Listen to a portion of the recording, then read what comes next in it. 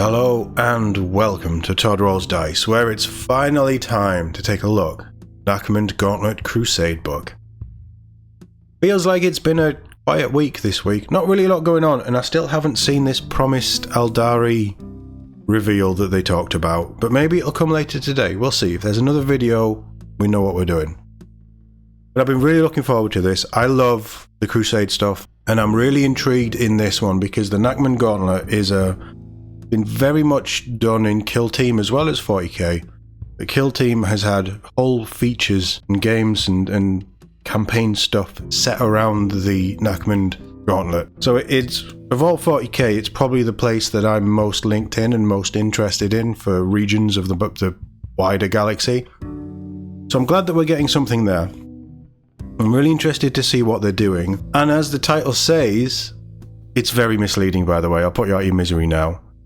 But as the title says, Hearken World Claimer returns, but not in a new model form. But his model isn't that bad, in all honesty. I thought it was a different one. But let's get into this, shall we? Nachmund Gauntlet Crusade campaigns continue in Warhammer 40,000 as Hearken World Claimer return. While Imperial forces led by Belisarius Cawl struggle against incursions from Necron dynasties, the malign influence of the prior Nexus, things are going from bad to worse in the Nachmund Gauntlet. This is the one safe route through the Great Rift, a crucial bridgehead in an ongoing struggle against the forces of chaos. The fragile reprieve granted by Marneus Calgar's desperate victory on Vigilus is over. It is Vigilus, that's where the current Kill Team is set in Vigilus as well. Anyway, and a formidable armada now bears down on the barrier worlds of the Imperium Sanctus in Warhammer 40,000 Crusade Nachmund Gauntlet, the next epic narrative expansion for Warhammer 40,000. This is going up for pre-order tomorrow at time of video dropping, Saturday the 8th, if you're watching it later, 8th of Feb. Hearken World Claimer has returned and has pledged to drive his spear into the Imperium's defences at the terminus of the Nachmund Gauntlet. The new book details his assault on the fortified planet of Sanguiterra. Before him stands the Sanctus Wall, a reinforced bastion of 4 entire systems poised to defend the pathway to Terra, and a united conglomeration of Imperial troops joined by Canoness Superior Junith Eureta and her War of Faith. World Claimer's invasion takes place over 40 plus pages of background lore, interspersed with tactical diagrams, beautiful artwork, in-depth records of the forces deployed on the Sanguiterran War. I love all of that. It's the lore and the diagrams and the tactical stuff. I love, like any franchise that I love this kind of stuff.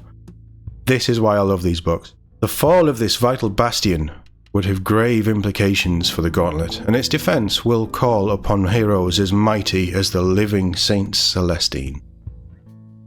I'm going to take it that is Saint Celestine in that flash of colour there. And you can see these, are they Havocs? No, the Havocs are the heavy weapons guys, aren't they? Talons, maybe? Jump pack dudes. Chaos jump pack dudes, ready to go.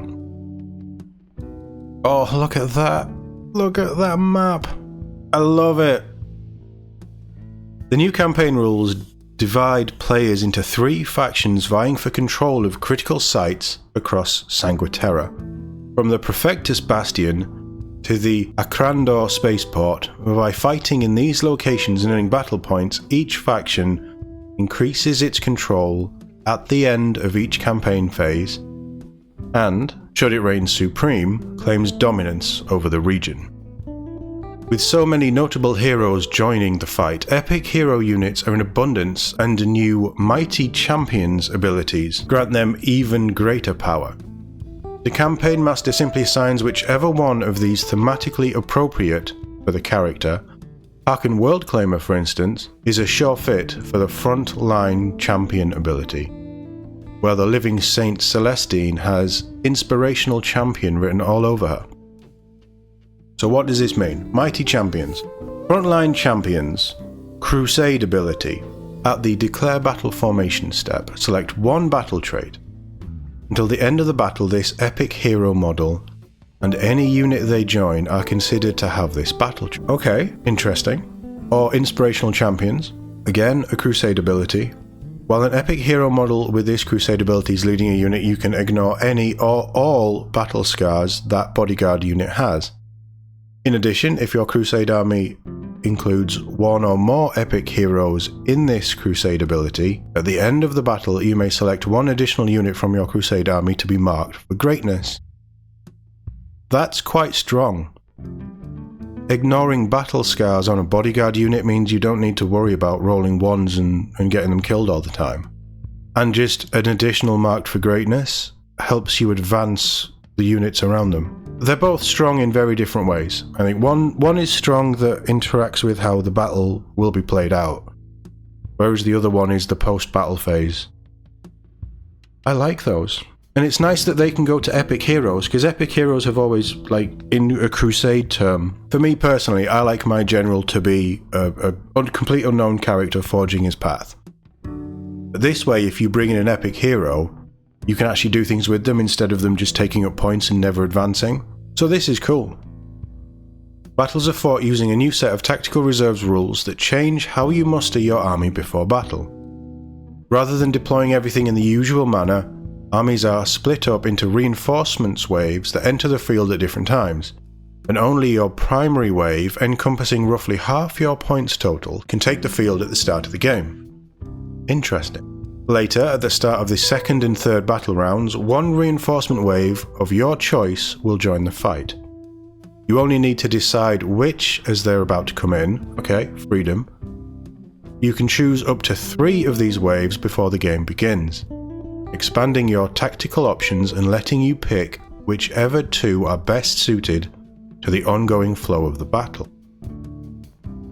Okay, interesting. I'm trying to work out where the baseline of Crusade is, because the baseline was always you pick a 1,000-point army and then you work off that, and as you progress through the campaigns, you can spend points on going up to 2,000, 3,000 points. But if the baseline is now 2,000, that's slightly less accessible, if that makes sense. So as an example, in a 2,000-point Strike Force game, these reinforcement waves are up to 500 points, so you'll still end up playing the same size game by the end. These tactical reserves rules expand the scope of strategy-minded players to adapt in the midst of battle, and add an interesting twist that reward foresight and careful planning, which is what I love. Keeping with the theme of dynamic reinforcements and the swing of favour in battle with their arrival, rules for performing surgical deep strikes are also included, giving your daring drop troops the chance to perform a high-risk dive close to their chosen prey. They'll have to be careful though, as the more enemies there are clustered around their drop zone, the more likely they are to suffer a deadly mishap, taking mortal wounds, battle shock tests, and even losing the ability to act that turn. Okay, risk reward, nice. So you've got the same Space Marines that we saw up there against Chaos. There's Sisters in there as well. That's Imperial Guard thrown in, some more Space Marine. That's probably Chaos, isn't it? Big battle picture, nice. There's still tons to see inside this expansive campaign supplement, from exciting new missions to thematic battle traits and Crusade relics. And it's too much to show everything here. Make sure to pick up Warhammer 40,000 Crusade Nachmund Gauntlet when he goes up for pre-order on Saturday. Join the fight with the Sanctus Wall yourself. Yes, 1000% yes. I am all in on this. I'll be picking this up. I'll be pre-ordering this. Hopefully, I don't think it's gonna. Sadly, I don't think there is a massive rush on the Crusade stuff. 40k is incredibly popular, but I don't think the Crusade stuff flies off the shelves. Hopefully I'll be able to pick one of these up. I would love to go through it. I probably need to look at building a new Crusade army, because what I've got, what I've already done, I don't know, I've fallen out of love with Space Marines. So maybe we'll see. We'll see what we do, we see what the base point is, and we'll build and grow. It's going to be the same. It's going to be the 1,000-point starting point. This isn't a new game mode, this is an expansion for Crusade, so we can already start looking into building a force, and then getting them battle ready to take them into the Crusade at Nachmund Gauntlet. I am so looking forward to this. I love these books, even if it's just the lore and the artwork and the pictures. Even adding, like they say, the tactical bits. Yeah, 40 plus pages of lore with tactical diagrams, artwork and in-depth records of the forces being deployed. That's huge. It's like a history book. Campaign book, but also a history book for this. Gives you an idea of what you're up against, and if you really want to stay true to the factions that are there, you can use any faction. If you really want to stay true to the factions that are there, it will give you ideas of who's fighting in there as well, and that adds that extra element of historical, I don't even know if historical is a word, but historical accuracy to doing this. If you really wanted to go full tilt, Nachmund Gauntlet board, terrain, get everybody round, have weekends of campaigns and see if Chaos can break through or if the Imperium can hold, and what those filthy Xenos are doing behind the scenes. Oh, I'm so excited for this. I can't wait to do more with it. I can't wait to just read it. But let me know what you think in the comments. Is the 40k Crusade side of the game, is it something that you're interested in? Is it something that you do? Let me know of your personal armies and their stories in the comments below.